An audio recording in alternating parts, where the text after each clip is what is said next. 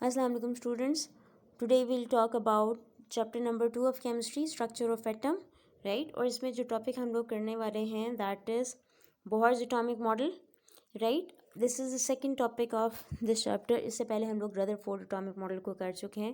So we'll find out the introduction of Neil Bohr, who that was, और इसके अलावा इन्होंने क्या मॉडल पेश किया था हम उस पर बात करने वाले हैं, ठीक है.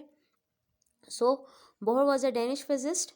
He studied in Rutherford's lab since 1912 और उन्होंने सक्सेसफुली स्पेक्ट्रम ऑफ हाइड्रोजन को रिप्रेजेंट किया था, उसको एक्सप्लेन किया था और इन्होंने अपना एटॉमिक मॉडल पेश किया था और इस एटॉमिक मॉडल की वजह से इनको 1922 में नोबेल प्राइज़ भी दिया गया, ठीक है. So now we are going to move towards the postulates of Bohr atomic model.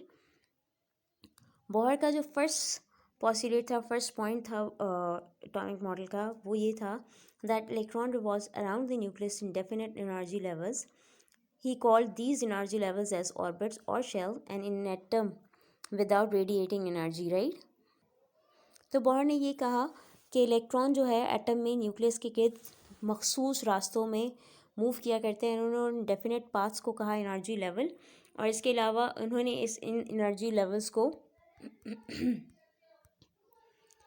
Orbit का ये शेल का नाम दिया था, ठीक है.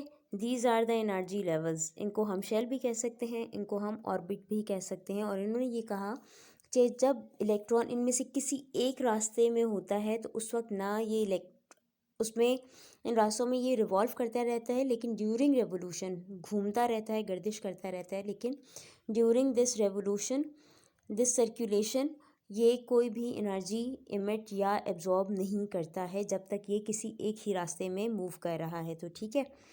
इसके अलावा सेकंड पॉइंट की बात करते हैं हम बोहर की, कि इन्होंने सेकंड पॉइंट क्या दिया था, as long as an electron remain in a shell it never gains और लूज एनर्जी. ये फर्स्ट पॉइंट का ही सीक्वेंस है कि जब तक इलेक्ट्रॉन किसी एक एनर्जी लेवल में रहता है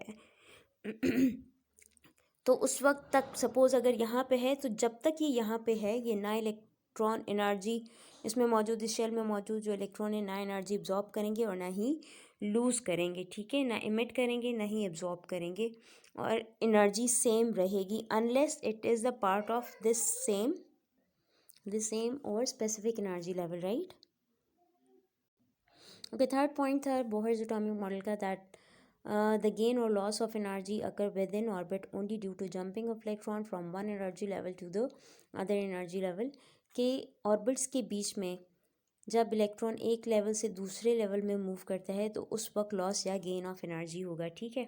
और अगर हम इन ऑर्बिट्स की बात करते हैं तो एटम के न्यूक्लियस के गिर्द बहुत सारे ऑर्बिट्स होते हैं, बहुत सारे इस तरह के गोल दायरे शेल्स हुआ करते हैं, ठीक है.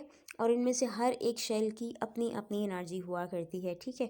और इलेक्ट्रॉन जब एक एनर्जी लेवल से दूसरे एनर्जी लेवल में मूव करता है तो उस वक्त एनर्जी एब्जॉर्ब या इमिट किया करता है. सपोज़ अगर इलेक्ट्रॉन मूव करके इस लेवल से इस लेवल के अंदर जा रहे हैं, मतलब लोअर लेवल से हायर की तरफ जा रहा है, तो उस वक्त यहाँ से यहाँ मूव कर रहा है, फर्स्ट शेल से सेकंड शेल के अंदर मूव कर रहा है, तो उस वक्त ये क्या करेगा, एनर्जी को एब्जॉर्ब करेगा. यहाँ पे ये एच न्यू का जो साइन है, ये जो वी नुमा साइन है, इसको हम न्यू पढ़ते हैं. एच न्यू प्लस हो रही है यानी एनर्जी प्लस हो रही है. एच न्यू का साइन हमेशा एनर्जी के लिए यूज़ किया जाता है, ठीक है. लेकिन अगर इलेक्ट्रॉन मूव करता है हायर एनर्जी लेवल से लोअर एनर्जी लेवल की तरफ, ऊपर से सेकेंड वाले शेल से इस वाले शेल से अगर इस वाले शेल में मूव करता है तो अब एनर्जी इमिट होगी, एनर्जी माइनस होगी. क्यों? क्योंकि अगर हम बात करते हैं इन डिफरेंट लेवल्स की तो इस वाले लेवल की एनर्जी कम हुआ करती है और इसकी कंपैरेटिवली ज़्यादा हुआ करती है, ठीक है. तो जब हायर से लोअर की तरफ आएंगे तो एनर्जी इमिट होगी और जब इलेक्ट्रॉन जंप करते हैं लोअर एनर्जी लेवल से हायर एनर्जी लेवल की तरफ तो ये एनर्जी को एब्जॉर्ब किया करते हैं, ठीक है. और एनर्जी को हम एच न्यू के साइन से शो किया करते हैं. यहाँ पे यही बात बता रहे हैं कि अगर इलेक्ट्रॉन N1 से, इसको इन्होंने N1 कहा हुआ है, ठीक है. इस फर्स्ट वाला जो दायरा है इसको N1 कहते हैं, इस वाले को, ठीक है. दिस वन इज़ N2, यानी ये फर्स्ट एनर्जी लेवल है और ये सेकेंड एनर्जी लेवल है. इसी को यहाँ पे ग्राफ की फॉर्म में शो किया हुआ है कि जब इलेक्ट्रॉन N1 से N2 में मूव करेगा तो ये एनर्जी क्या करेगा, एब्जॉर्ब करेगा. लेकिन अगर इलेक्ट्रॉन मूव करते हैं N2 से N1 की तरफ तो ये एनर्जी को क्या करेगा, माइनस करेगा, अपने अंदर से एनर्जी रिलीज़ कर देगा, ठीक है।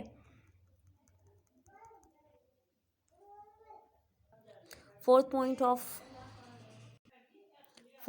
Of Bohr was the angular momentum, that is MVR। Angular momentum को हम MVR से शो किया करते हैं। Of an atom is of an electron is equal to nh upon 2 pi, and the angular momentum of an orbit depends upon its quantum number. Quantum number means the value of n, and it is integral multiple of h upon 2 pi. That is MVR is equal to, simple हम कह सकते हैं कि angular momentum is equal to NH upon 2 pi, जहाँ पे n की value जो है 1 2 3 वेरिएबल हुआ करती है, h प्लैंक्स कांस्टेंट है, ठीक है, पाई की भी एक मखसूस वैल्यू हुआ करती है, और n डिफरेंट एनर्जी लेवल्स को शो किया करता है, ठीक है। लास्ट जो पॉस्टुलेट था बोहर एटॉमिक मॉडल का, that was that difference of the energy of the light emitted is equal to the difference between the energies of the orbits, that is delta E is equal to E2 minus E1। ये जो triangle आप लोगों को नज़र आ रहा है, this is red as delta. So delta E is equal to E2 minus E1, कि दो एनर्जी लेवल्स के बीच में दो एनर्जी लेवल के बीच में जो एनर्जी का डिफरेंस होगा, दो शेल्स के बीच में जो एनर्जी का डिफरेंस होगा, वो किसके इक्विवेलेंट है, डेल्टा E के इक्विवेलेंट है। फॉर एग्जांपल अगर हम यहाँ पे बात करते